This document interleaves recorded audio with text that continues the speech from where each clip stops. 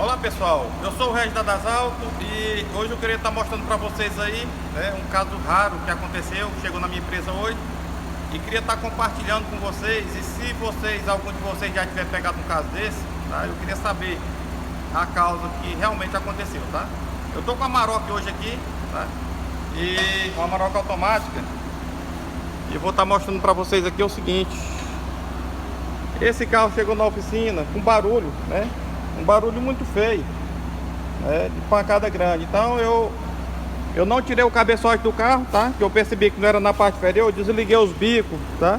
Dei partida no carro, o carro continuou com barulho. Tirei as correias do alternador, o carro continuou com barulho, a pancada seca.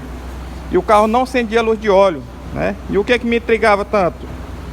Como é que a possibilidade do motor ter fudido a biela e não tá acendendo a luz de óleo, né? Tá mostrando pra vocês aqui, ó, tá? Olha aí, ó, o motor por dentro aqui, ó. Não tem biela empenada, tá? Não tem nenhuma biela empenada, o motor, tá? Tá tudo intacto, não tá fundida nenhuma biela. Vocês podem estar vendo os macau aqui, ó. Tá? Não tem nenhuma fundida a biela. E olha aqui o que aconteceu com esse motor aqui, ó.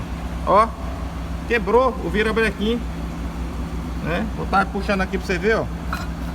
Aí, ó, né? Então, desde o lançamento da Maroc aí, quando eu trabalho com a Maroc, então nunca tinha visto isso, né? E se alguém de vocês já tiver pegado um caso desse aí, presenciado, né? Eu queria saber o que foi realmente a causa, ou é o material mesmo que aconteceu, né? Porque nunca tinha visto um negócio desse aqui, tá, pessoal? Ó, o meu número de telefone aí, ó. Quem quiser entrar em contato comigo, tá? Eu tô com essa Maroc aqui, tá desmontado aqui na minha oficina. E eu queria saber que se algum engenheiro, tiver algum engenheiro no grupo, tá? Eu queria saber se alguém de vocês já pegou algum caso desse, já presenciou, tá ok? O virabrequim original, tá? É standard, tá? Não foi dado passo nesse virabrequim, tá? Mas esse caso aqui me intrigou, né? Se tipo, fosse uma biela empenada, alguma coisa, tudo bem, mas simplesmente quebrou o virabrequim, né?